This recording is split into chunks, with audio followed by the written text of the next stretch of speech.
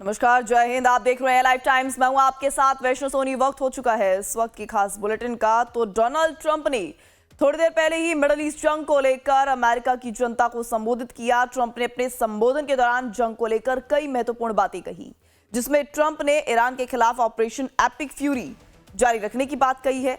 Donald Trump ने कहा है कि अमेरिका आने वाले हफ्तों में ईरान के खिलाफ अपने सैन्य अभियान को और गति देगा, भले ही पर्दे के पीछे बातचीत जारी हो। उन्होंने कहा कि जंग में ईरान को भारी नुकसान हुआ है और अमेरिका की जीत हुई है। उन्होंने ये भी कहा कि ईरान की नेवी और एयरफोर्स खत्म हो चुकी है, वहां की सत्ता भी बदल चुकी है। ट्रंप ने कहा कि अगले 2 से 3 हफ्तों में उन पर बहुत बड़ा जोरदार हमला करने की फिराक में है। उन्होंने आगे ये भी बताया कि ईरान का तेल इंफ्रास्ट्रक्चर एक संभावित निशाना बना हुआ है और कहा कि जरूरत पड़ने पर अमेरिका उनके तेल ठिकानों पर हमला भी कर सकता है। इसके साथ ही अमेरिकी राष्ट्रपति ने कहा कि कूटनीतिक रास्ते खुल गए हैं। बताया जा रहा है कि बातचीत जारी है, जबकि वॉशिंगटन अपने अगले कदमों पर विचार कर रहा है।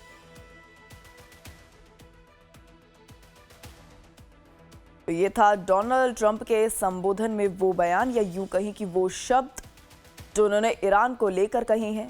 बड़े दावे ईरान को लेकर किए गए हैं।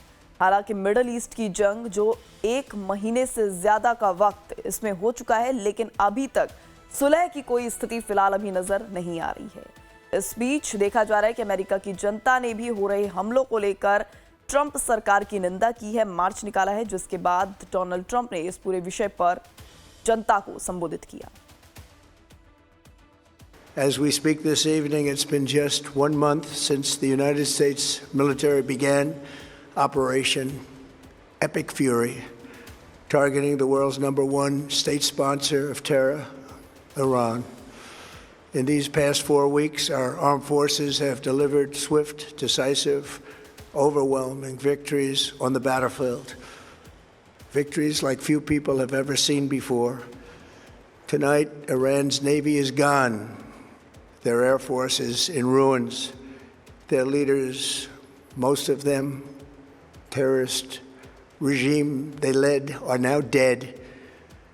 Their command and control of the Islamic Revolutionary Guard Corps is being decimated as we speak. Their ability to launch missiles and drones is dramatically curtailed, and their weapons, factories, and rocket launchers are being blown to pieces. Very few of them left.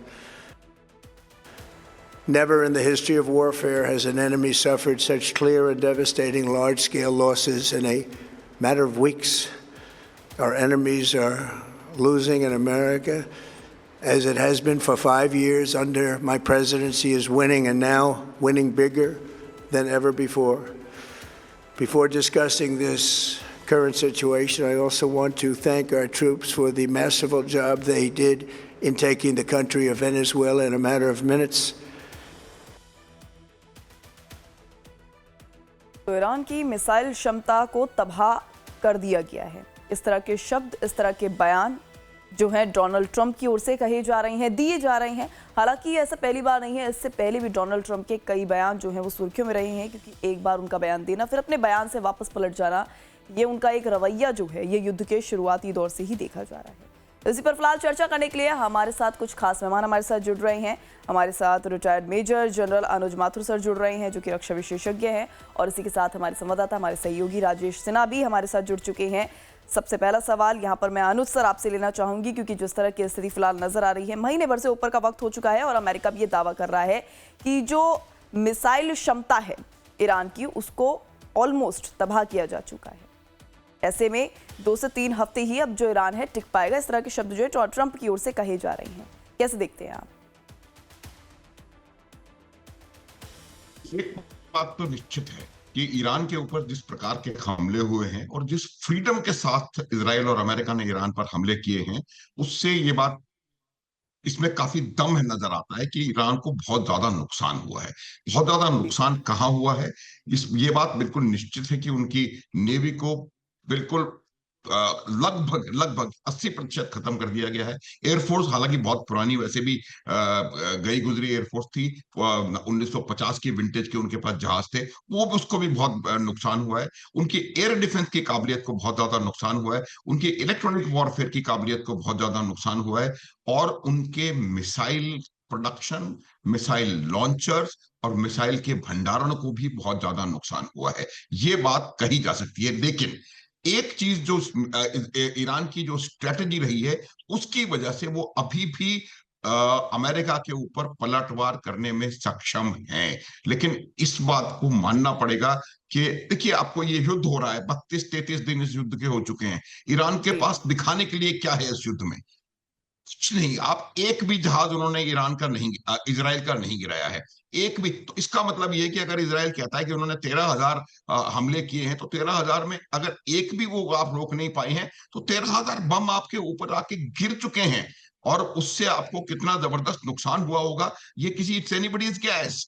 तो ये मेरा मानना है कि वहां पर काफी काफी नुकसान ईरान को हो चुका है। हैविंग सेड दैट, अब भी ईरान जो है वो पलटवार करने में सक्षम क्यों हो पा रहा है? क्योंकि ईरान ने अपने एसेट्स को डिस्पर्स करके रखा हुआ है, और कई जगह पर छोटे छोटे उन्होंने जो जो अपने अपने जो self almost semi semi autonomous bodies तैयार करके रखी हुई हैं, जिनके अपने मिसाइल के भंडार हैं, अपने ड्रोन्स हैं, अपना कम्युनिकेशन है, अपना लॉजिस्टिक्स है, अपना अपना कमांड एंड कंट्रोल स्ट्रक्चर है, और अपनी टारगेट लिस्ट है। तो वो अभी भी, आपने देखा सुना होगा, कुछ देर पहले ही उन्होंने बहरीन पर अमेरिका के बेस पर हमला किया है, तो अभी भी वो हमला कर पाने में सक्षम है। लेकिन उनको बेहद नुकसान हुआ है, और अब अमेरिका और इजराइल मिलके उनके जो आईआरजीसी के जो जो जो लीडरशिप है, उसको एलिमिनेट करने में लगातार लगे हुए हैं।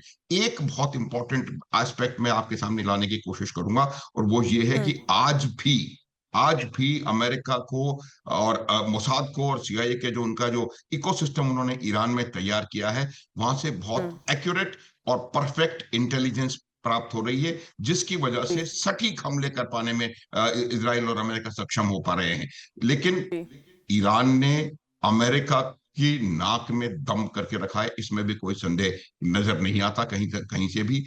डोनाल्ड ट्रंप की जो स्पीच है, अगर हम उस स्पीच के बारे में बात करें, ये मुझे लगता है ये स्पीच कहीं ना कहीं वो अपने वोटरों को साधने के लिए, उन्होंने शायद अपने देश में ओपिनियन को साधने के लिए स्पीच उन्होंने दी है, ताकि वो इसको उनको जस्टिफाई कर सकें इनके इस एक्शन का। आज जो इकोनॉमिक बैकलैश अमेरिका में हो रहा है, बहुत छोटी सी जी। बात है, आपको बताता हूं। जो पेट्रोल, फ्लोरिडा जो कि इनकी खुद की स्टेट है, फ्लोरिडा में इसलिए कह रहा हूं कि मेरा बेटा वहां रहता है, वहां पर $2.5 प्रति गैलन तेल था आज से 1 महीना पहले। आज वो $4 प्रति गैलन से ज्यादा में बिक रहा है, जहां वहां पर छोटी से छोटी खाने पीने की चीजों की कीमतों में 4 गुना वृद्धि हुई है। 4 टाइम्स, 4 गुना वृद्धि अगर भारत में हो तो बलवा हो जाए। तो ये मैं बिल्कुल। आपको बताने की कोशिश कर रहा हूं कि जो इकोनॉमिक बैकलैश अमेरिका की जनता सह रही है, उसको साधने का प्रयास किया है। और उसमें उन्होंने वो यूं कह रहे हैं कि मैं 18 ट्रिलियन का इन्वेस्टमेंट लेकर के आया हूं, और मेरे से पहले वाले राष्ट्रपति सब बेकार थे और मैंने सारा काम ऊपर करके दिया है। वो तमाम चीजें इस बात के लिए हैं कि जिस प्रकार का ऑपोजिशन इस इकोनॉमिक बैकलैश की वजह से और उनकी अन्य पॉलिसीज की वजह से अमेरिका में देखा जा रहा है। 90 लाख जी। लोग 3,500 शहरों में निकल करके अगर बाहर आ रहे हैं उनके खिलाफ, तो उनको साधने का प्रयास किया है ट्रंप ने इसके माध्यम से। और एक चीज और मैं आपको बताना चाहता हूं कि वो बार बार स्टेट ऑफ हॉर्मुज के ऊपर स्टेटमेंट दे रहे हैं। स्टेट ऑफ बिल्कुल। हॉर्मुज के बंद रहने से, ये बहुत समझने की बात है, स्टेट ऑफ हॉर्मुज के बंद रहने से फायदा अमेरिका का है। वो कैसे? जो 20% ऊर्जा का जो परिवहन स्टेट ऑफ हॉर्मुज से हो रहा था, वो बंद हो जाएगा। जो डेस्परेट देश हैं, जिन जो पूरी तरह उस पर निर्भर हैं, अब उनके पास चारा क्या बचेगा? वो बार बार कह रहा है कि मेरे पास बहुत तेल है, मुझसे खरीदो। तो वो फोर्स्ड होंगे जाकर के अमेरिका से तेल खरीदने के लिए। तो अमेरिका का कोई इंटरेस्ट मुझे स्टेट ऑफ हॉर्मुज खोलने में इमीडिएट नजर नहीं आता है। उसमें भी वो अपना लाभ देखने की कोशिश कर रहा है शायद कहीं ना कहीं। तो उसमें लेकिन उससे सबसे बड़ा नुकसान क्या हो रहा है कि उनके जो मित्र देश हैं मिडिल ईस्ट में, उनकी अर्थव्यवस्थाओं पर बहुत जबरदस्त विपरीत असर पड़ रहा है, क्योंकि जो बिल्कुल। 4 कंट्रीज कम से कम इराक, कुवैत, बहरीन और कतार, उनकी तो पूरी अर्थव्यवस्था इस स्टेट ऑफ हॉर्मुज पर डिपेंडेंट है। तो ये जी। तमाम चीजें देखने के बाद मुझे लगता है कि डोनाल्ड ट्रंप का ये एड्रेस टू द नेशन पूरी तरह से अपनी इस मिस एडवेंचर को जस्टिफाई करने के लिए किया ठीक गया है। है। ठीक है। इसी चर्चा को आगे बढ़ाएंगे और हमारे साथ हमारे नए मेहमान भी जुड़ चुके हैं इस चर्चा में। हमारे साथ रक्षा विशेषज्ञ राजीव रंजन जी भी जुड़ चुके हैं। राजीव जी, आपका ही बहुत बहुत स्वागत है इस चर्चा में, आप जुड़ रहे हैं। अगला सवाल राजीव सर आपसे भी लेना चाहूंगी यहाँ पर, ये कि जिस तरह की स्थिति फिलहाल अभी नजर आ रही है, ऐसे में डोनाल्ड ट्रंप जिनके बयान जो लगातार सुर्खियों में बने हुए हैं, हालांकि बीच में उनके बयान आने जो थे वो कुछ हद तक रुक गए थे ऐसा देखा जा रहा था, लेकिन फिर से उन्होंने संबोधित किया है और अपने संबोधन में कई बड़ी बातें कही हैं। उनकी तरफ से कहा गया है कि एयर और नेवी फोर्स को पूरी तरह से खत्म कर दिया गया है, नई रिजीम शुरू होने जा रही है। क्या लगता है, जिस तरह की युद्ध की स्थिति नजर आ रही है, ईरान की भी, अमेरिका की भी और इसराइल की भी, क्या ईरान में रिजीम का बदल जाना वास्तव में इतना आसान, जिस तरीके से डोनाल्ड ट्रंप कह रहे हैं, उतना ही आसान फिलहाल अभी नजर आ रहा है? एड्रेस में जिस तरह कहा, इट इज ए, इनकी एड्रेस क्या है, एक मिक्स्ड और कंफ्यूजिंग सिग्नल है एंड जस्टिफिकेशन और सेल्फ पेज है। एक डैमेज कंट्रोल की कोशिश है, जिस तरह उनके अगेंस्ट में पब्लिक ओपिनियन पूरे देश में नहीं, in fact in the world complete आप देख रहे हैं जिस तरह के प्रोटेस्ट वहां पर नोकिंग नोकिंग करके हुए। 90 लाख करोड़ की संख्या जो उसमें पार्टिसिपेट किए 3000 से ज्यादा शहरों में, तो ये दिखा रहा है। और उनकी रेटिंग में काफी गिरावट आई है। अभी ऑलमोस्ट जो है उनकी रेटिंग में गिरावट जो है वो 66% 70% तक है। इस वार को मुश्किल से जो है इवन 27% कहिए, 23% कहिए, इस तरह से अप्रूव कर रहे हैं। तो अभी मिड टर्म इलेक्शन आने वाला है, तो ये एक डैमेज कंट्रोल की कोशिश है। ये जस्टिफाई करना चाह रहे हैं अपने पब्लिक को, even to the world, that नहीं हमने जो किया वो अच्छा किया है। कहता है जो एपिक फ्यूरी में ये अमेरिका की सिक्योरिटी की ये जरूरत थी, हमारी ये जरूरत थी, we are compelled to go for the security of America. और बाकी कह रहे हैं जो हमने ईरान की नेवी को खत्म कर दिया, एयरफोर्स को खत्म कर दिया, उसकी मिसाइल कैपेबिलिटी को खत्म कर दिया, और स्टेट ऑफ हॉर्मुज को हमारी जरूरत नहीं है, हमें उसकी जरूरत नहीं है, बाकी जिस देशों को जरूरत है वो उसको खोल सकते हैं। भैया आपने उसको बंद करवाया है, आपके अटैक के कारण बंद हुआ है, और आप अपनी जिम्मेवारी से हाथ खींच रहे हैं इस समय। ये तो बड़ी गैर जिम्मेवारा जो है ये बयान है, और ये अपनी बिजनेस करना चाह रहे हैं। हर चीज को ये डील डील डील कर रहे हैं। हम तो आज तक केवल एग्रीमेंट, संधि, समझौता ये चीज सुनते थे, ये तो केवल डील की बात करते हैं। डील एक बिजनेस डील होती है जिसमें कि आपस में ठीक है बार्गेनिंग होती है। तो ये हर चीज को डील के रूप में देख रहे हैं, और इतना कह रहे हैं जो जिस देश को चाहिए, अमेरिका के पास काफी है, अरबिया से, बाकी देशों से भी काफी तेल है, हमसे ले सकते हैं। तो ये क्लियर दिखाता है, it is a black mailing tactics, जो हमसे तेल खरीदो, ज्यादा रेट में खरीदो, हमें वहां की जरूरत नहीं है। और एक चीज और ये सिग्नल देता है, जो ये कहीं ना कहीं अपने हाथ जो है ग्राउंड ऑपरेशन के लिए बूट्स ऑन ग्राउंड से खींच रहे हैं, उसमें वो नहीं पार्टिसिपेट करना चाहते हैं, उसमें नहीं इन्वॉल्व होना चाहते हैं। इजराइल ने भी मना कर दिया है, हम उसमें पार्टिसिपेट नहीं करेंगे, हमारी बाकी नाटो कंट्रीज ने मना कर ही दिया है। तो ये एक सिचुएशन है जिसमें काफी डेस्परेशन, हताशा, और अपने लोगों को जो है वो जस्टिफाई करने की, अपनी एक्शन को जस्टिफाई करने की कोशिश की जा रही है। जी, हमारे साथ हमारे सहयोगी, हमारे संवाददाता राजेश सिन्हा भी जुड़े हुए हैं, उनका भी रुख कर लेते हैं। राजेश जी, आपको क्या लगता है, जिस तरीके से एपिक फ्यूरी जो लगातार चर्चाओं में बना हुआ है, डोनाल्ड ट्रंप के बयान लगातार चर्चाओं में बने हुए हैं, ईरान में नई रिजीम लाना, रिजीम बदल देना, क्या वास्तव में इतना आसान नजर आ रहा है? देखिए, डोनाल्ड ट्रंप जो भी बोल रहे हैं विरोधाभासों से भरा हुआ रहता है। आज का जो एड्रेस है, उन्होंने ये बोल दिया कि उनका तो काम सब कुछ पूरा हो चुका है, जिस चीज के लिए वो आए थे अगर वो पूरा कर चुके हैं, परमाणु कार्यक्रम वहां पर उन्होंने खत्म कर दिया, उसके न्यूक्लियर फैसिलिटीज को बर्बाद कर दिया है। और 2 दिन पहले भी कहा था, आज भी कहा कि सत्ता परिवर्तन उनका लक्ष्य नहीं था। लेकिन यही डोनाल्ड ट्रंप जिस वक्त वहां पर ईरान में प्रदर्शन हो रहे थे, ईरान की जनता जब सड़कों पर उतर रही थी, तो बार बार कह रहे थे कि हम आपकी मदद के लिए आ रहे हैं, हम सत्ता परिवर्तन करेंगे। आज कह रहे हैं कि सत्ता परिवर्तन हम करने आए ही नहीं थे। डोनाल्ड ट्रंप बुरी तरह फंस चुके हैं वैष्णव, एक नहीं कई फ्रंट्स पर। उन्हें नेटो का सपोर्ट नहीं मिल रहा, उन्हें बेंजामिन नेतन्याहू का अब सपोर्ट नहीं मिल रहा। अभी जैसा कि हमारे दूसरे गेस्ट ने कहा कि बूट्स ऑन ग्राउंड, यानी जब ग्राउंड ऑपरेशन करने की जब बात कर दिया अमेरिका ने, तो इजराइल पीछे हट रहा है, अभी तक सहमति नहीं दे रहा है कि जब आप जी। वहां पर ग्राउंड में ऑपरेशन करेंगे तो हम आपके साथ होंगे। नेटो ने अलग बना करके, अभी कल की बात है, ब्रिटेन की तरफ से एक मैसेज आया है और कहा यह गया है कि 35 कंट्रीज का वो एक समूह बना रहे हैं और 2-4 दिनों के बाद वो हॉर्मुज स्ट्रेट कैसे खोला जाए इस पर वो एक समिट करने वाले हैं। पहले से ही स्पेन ने, पहले से ही इटली ने मना कर दिया है, फ्रांस ने मना कर दिया है साथ देने से। नेटो ने साफ तौर पे कह दिया है कि हम इस युद्ध में शामिल नहीं होंगे। तो चारों तरफ से वो घिर गए हैं। पहला वो इजराइल ने सपोर्ट करने से मना कर दिया ग्राउंड ऑपरेशन में, दूसरा नेटो ने हाथ खींच लिया उनके सपोर्ट के लिए, तीसरा अमेरिका की अगर बात करें तो सबसे ज्यादा तो उन्हें परेशानी हो रही है अमेरिका में ही।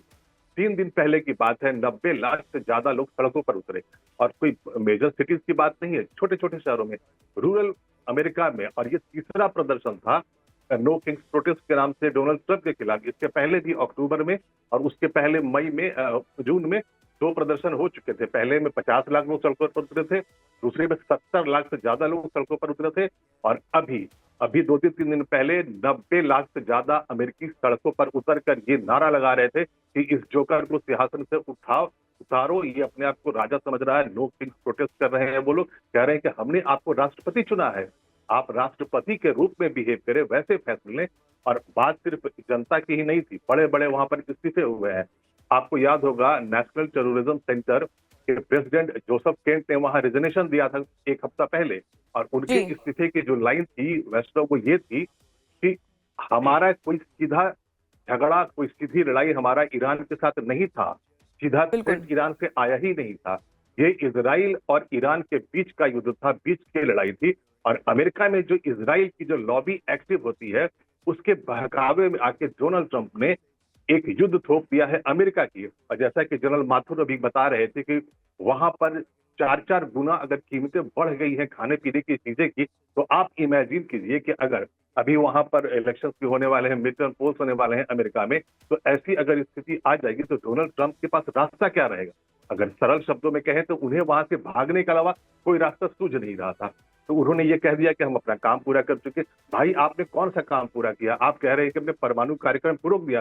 तुलसी गबार्ड का वहां अमेरिका में लिखित बयान है, वो कह रही है कि 2025 में जून में जो 12 दिनों का जो कॉन्फ्लिक्ट हुआ था इजराइल और ईरान के बीच में, उसी वक्त न्यूक्लियर फैसिलिटीज जो ईरान की थी सबको बर्बाद कर दिया गया था। तो वहां तो परमाणु कार्यक्रम चल ही नहीं रहा था, वहां तो सिर्फ ढांचा रह गया था जो बचा कुचा।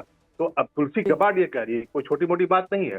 तो अब डोनाल्ड ट्रंप कह रहे हैं कि वो परमाणु कार्यक्रम को अब खत्म कर चुके हैं, इसीलिए वापस जा रहे हैं। सत्ता परिवर्तन उनका लक्ष्य नहीं था, वो भी गलत है। सत्ता परिवर्तन, आपने कहा था कि सत्ता परिवर्तन करने आ रहे हैं और आपने एक ही बार में 40 से ज्यादा वहां पर सुप्रीम लीडर के साथ कमांडर्स को मार दिया, उनके नेताओं को एक झटके में मार दिया 28 फरवरी को। और आप कह रहे हैं कि सत्ता परिवर्तन करने नहीं आए, तो आप क्या करने आए थे?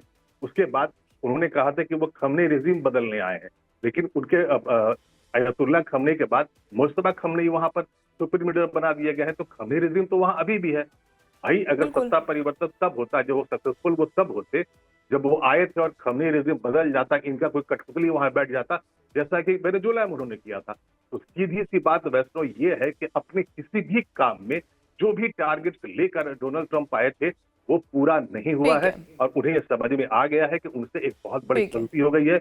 इजराइल के कहने पे इजराइल का युद्ध उन्होंने अपने सर पर ठीक है। थोप दिया। जी वैष्णव। बिल्कुल बिल्कुल, आप सब बने रहिए हमारे साथ, चर्चा इस तरह से जारी रहेगी। लेकिन एक महत्वपूर्ण जानकारी है, दर्शकों को जरा उससे भी मुखातिब करा देती हैं। तो ट्रंप ने कहा है कि ईरान हथियारों का जखीरा इकट्ठा करने की कोशिश कर रहा था। दुनिया की सुरक्षा के लिए हम ईरान को न्यूक्लियर ताकत नहीं बनने देंगे। They laughed at our president and went on with their mission to have a nuclear bomb. His Iran deal would have led to a colossal arsenal of massive nuclear weapons for Iran, and they would have had them years ago, and they would have used them. Would have been a different world.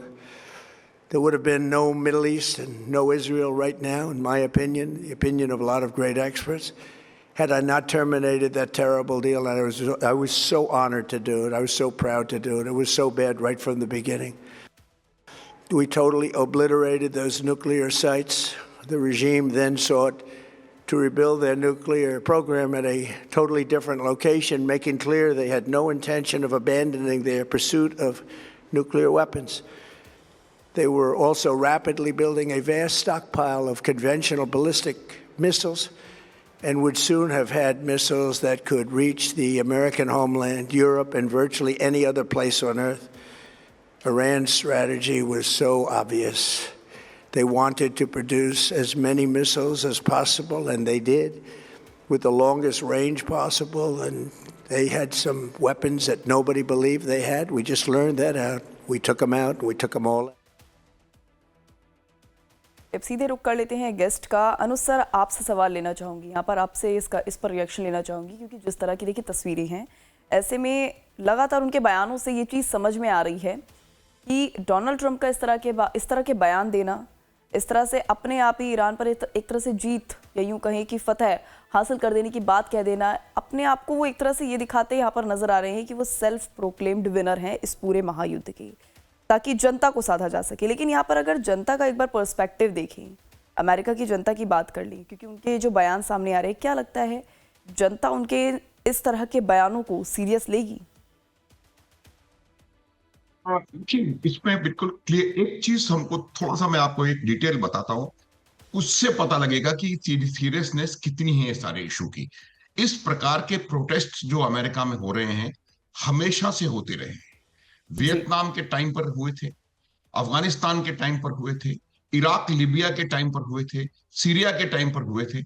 लेकिन इसमें एक fundamental difference है, और fundamental difference ये है कि ये जो प्रोटेस्ट हैं ये उनके विरोधियों द्वारा नहीं हो रहे। इस प्रोटेस्ट की जो जनता है वो 18 से 35 साल के वो युवा हैं या वो न्यूट्रल वोटर्स हैं जिनकी वजह से आप इलेक्शन जीतते रहे हैं रिपब्लिकन्स। तो ये जो प्रोटेस्ट है, ये जो ऑपोजिशन, जो उनका विरोध हो रहा है, उनके अपने लोगों के द्वारा कहीं ना कहीं हो रहा है। ये बहुत ज्यादा एक इंपॉर्टेंट बात है जो कि हमको समझने की जरूरत है, और इसी वजह से आनन फानन में आकर के उनको देश के नाम पर एक संदेश देने की कोशिश करनी पड़ी। तो वो पूरा का पूरा जो इनका संदेश है कुछ भी नया नहीं है। पूरी स्पीच में एक भी शब्द मुझे ऐसा नहीं लगा जो कि ट्रंप पहले नहीं कह चुके हैं, सिवाय इसके कि हमने 18 ट्रिलियन का इन्वेस्टमेंट ले आए और पिछले वाले प्रेसिडेंट्स कुछ नहीं कर पाए थे। जो ओबामा ने डील करी थी वो बिल्कुल बेकार थी। वो सब चीजें इस बात को दिखाते हुए कर रहे थे कि किसी ना किसी तरीके से कम अपने सपोर्टर्स को वो साध सकें। तो ये मेरा मानना है। लेकिन क्या इसका असर होगा, क्या लोग इनके झांसे में आएंगे या समझ में आएंगे, वो देखने की बात है। आगे वाला समय बताएगा, मिड टर्म इलेक्शंस का परिणाम बताएगा। लेकिन मुझे लग रहा है कि ट्रंप को एक हार अपने सामने मुंह बाए खड़ी नजर आ रही है, पहली बात। जहां तक ईरान का सवाल है, देखिए मैं फिर आपको याद दिलाने की कोशिश करता हूं कि ईरान को इतना नुकसान पहुंचा चुका है अमेरिका और इजराइल मिलके कि ईरान को वापस उसी परिस्थिति में आने के लिए दशकों, अगर शताब्दी नहीं तो दशकों लगेंगे। बहुत ज्यादा नुकसान आर्थिक रूप से, सामरिक रूप से, हर प्रकार से हुआ है। उनके जो सिस्टम्स हैं उनको पूरी तरह तबाह कर दिया है, और उनको आज भी ईरान से खबरें मिल रही हैं।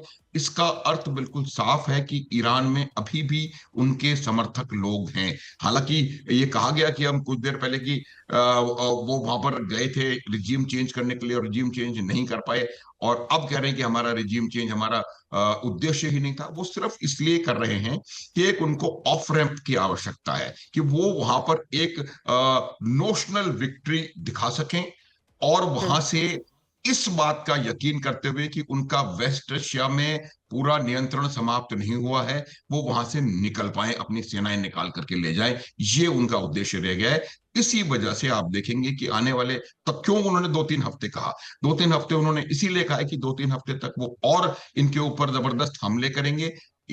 ईरान की एयर डिफेंस लगभग खत्म है, इलेक्ट्रॉनिक वॉरफेयर लगभग खत्म है। तो जितने भी हमले अमेरिका करेगा वो संभवतया पूरी फ्रीडम के साथ कर पाएगा। तो उनको लग रहा है कि इन हमलों में वो उनके ऊपर, ईरान के ऊपर बहुत दबाव। एक लाइन और मैं बोलना चाहूंगा कि जहां तक रिजीम चेंज का सवाल है, देखिए रिजीम चेंज आपने अली खामनेई को खत्म कर दिया, लेकिन जो उनके बेटे हैं मुस्तफा खामनेई, दो ठीक तीन है। चीजें बताऊंगा। ठीक है। वो एक तो अनुज सर, उनसे समय का उम्र में अभाव कम है, है, लेकिन उनसे ऐसे में एक ज्यादा महत्वपूर्ण जानता है। जानकारी आ रही है दर्शकों को, उससे भी जरा एक बार रूबरू करवा देते हैं। तो दरअसल ट्रंप ने अपने संबोधन में आशा भी जताई है कि तेल और गैस की कीमतें जल्द स्थिर होंगी, क्योंकि फिलहाल अभी जिस तरह से इसको लेकर संकट नजर आ रहा है, उसको लेकर उन्होंने ये बड़ी बात कही है। In any event, when this conflict is over, the strait will open up naturally. It'll just open up naturally. They're going to want to be able to sell oil because that's all they have to try and rebuild. It will resume the flowing, and the gas prices will rapidly come back down. Stock prices will rapidly go back up. They haven't come down very much, frankly. They came down a little bit, but they've had some very good days over the last couple of days. We've done actually much better than I thought, but we had to take that little journey to Iran to get rid of this horrible threat.